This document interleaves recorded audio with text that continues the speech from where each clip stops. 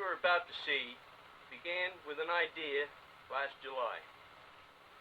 Being a model railroad bug, and having just been presented with a new grandson, I thought, boy, wouldn't it be great if I had a train that RJ could ride on. Of course, when he got older. Gee, that idea really fascinated me. And then I remembered. In 1970, Remco Industries put out a toy train called the Mighty Casey Ride-'em train. It was a little plastic train that a child could sit on and ride, and it was run by a battery. But gee, that was almost 10 years ago. How would I ever get a hold of one of those? All of a sudden, I got an idea. The answer to that question on how to get a hold of one of those, as it turned out, was not that hard at all. With the help of the TCA, that's the Train Collectors Association, an outfit of which I'm a member, with their help, no problem. If you remember in the beginning of the film, I mentioned that these Mighty Caseys were made in 1970. And the date today is February the 6th, 1980. And I just received in the mail from Eagle Lake, Texas, this box. An original Mighty Casey's, still in the original carton, never been out of the box. It came shipped like this from the man I bought it from down in Texas. He had the original box inside of this box so it wouldn't become damaged. And now let me show you just how these came packed. All the instructions, decals haven't even been put on yet.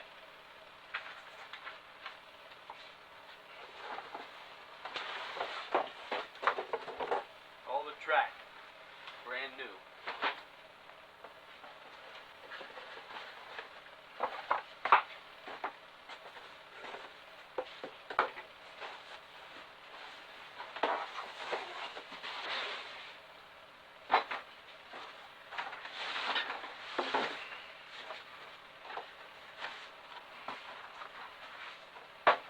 There it is.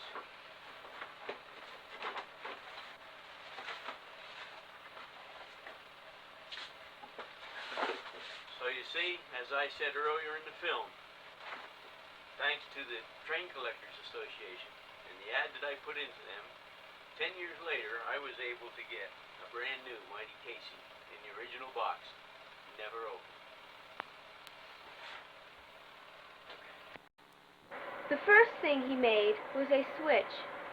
He had a hard time working out all the bugs so the engine and cars would stay on the track when they passed through the switch. But somehow he did it, and it works quite well.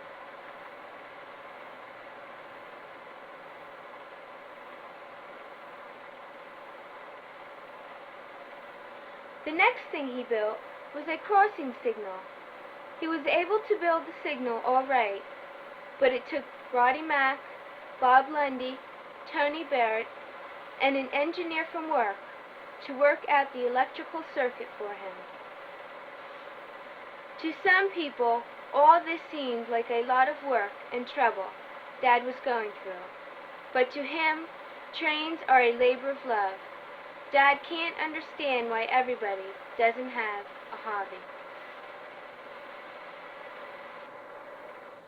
After all the equipment was purchased, repaired, and made ready for service, Dad took a final inventory.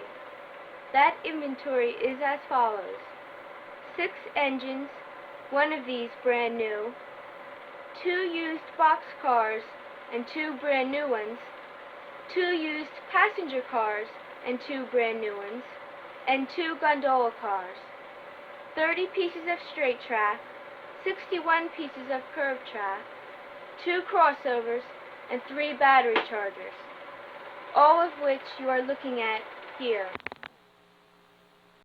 Now that the boys are split up, Dad has to use RJ as his helper. Today they are pouring cement. This is hard and heavy work, and RJ didn't take to this demanding type of work too well. He asked Dad if he didn't have a job that was a little easier.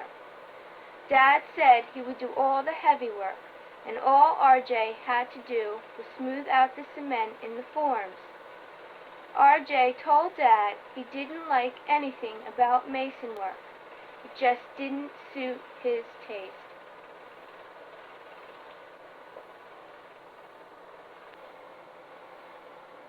Once again, Dad gave in to his help.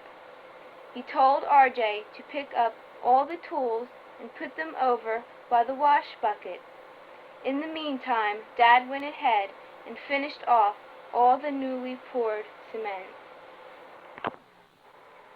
Dad has finally gotten the okay from Mom to go ahead and lay the track. The first to go down are the homemade rails, which include the switch and 15 feet of siding.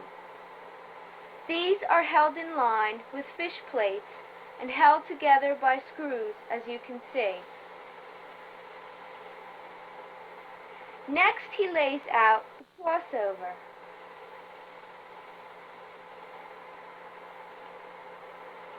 And then all the proper number of curve track at each turn, and then he connects them with the straight track. After all the track is down, he sets up the crossing signal and locates the trippers in place.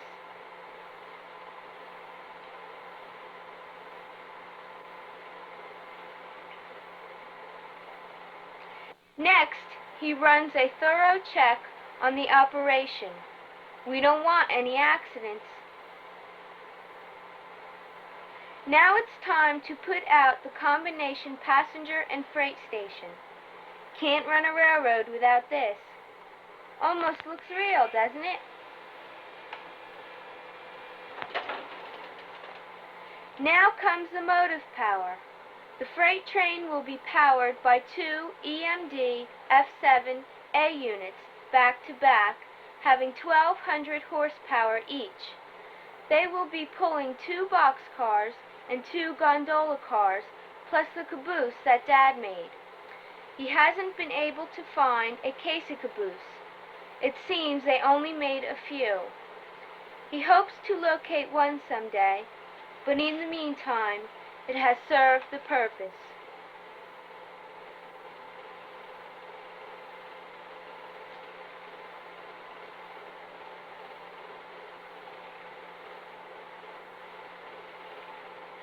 The passenger train that you will be riding on today is powered by one EMD F7A unit. She will be pulling 3 Casey coaches and offers a smooth ride. The passenger train is being made ready now for her maiden trip.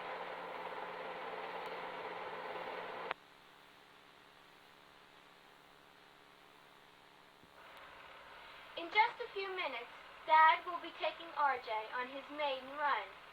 They will be boarding an empty passenger train, and Dad will be teaching RJ how to handle the controls on the Loki. You are all invited to join us on this run. Before we depart, let me very quickly point out the route we will be taking. We will be departing from Shady Rest Passenger Station, through our first and second turn and past the freight yards.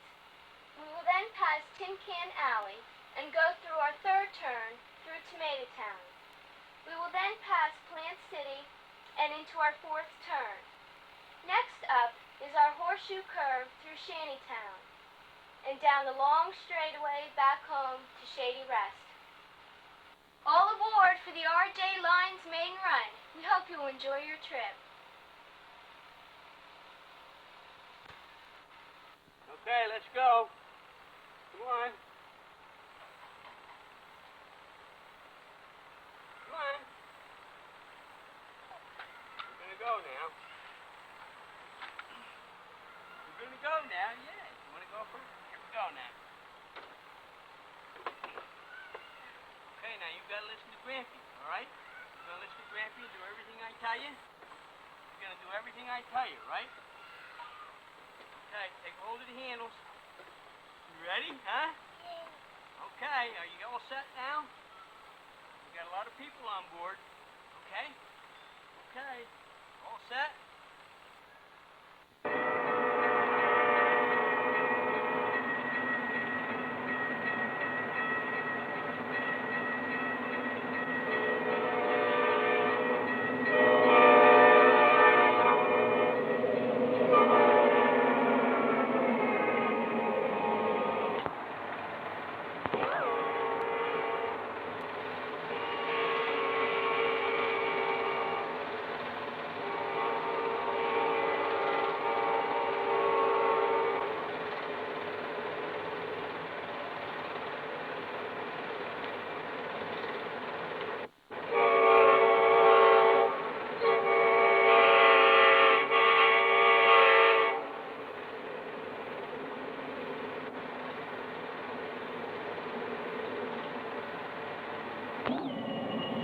Okay, start braking for the station now. Shady Rest Station. Start brake. Brake. Brake. Nice and easy. Nice and easy. Attaboy. RJ did such a good job with the passenger train that I changed his uniform and sent him right back out on a freight train. I wanted him to get the feel of the power of those two engines at his fingertips and learn how to ease those long freight trains through those turns and down that long straightaway, that ribbon of rails. He's quite a boy, and he learns quite fast, and it was no time when he knew exactly how to maneuver that train, how to ease her out from her stops, how to ease her in to the stations, how to back her through the switches.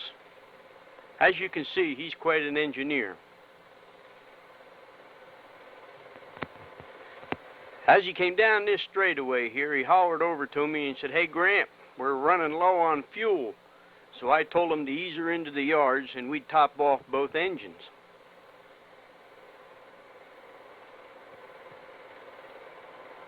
Got everything under control, no problem at all.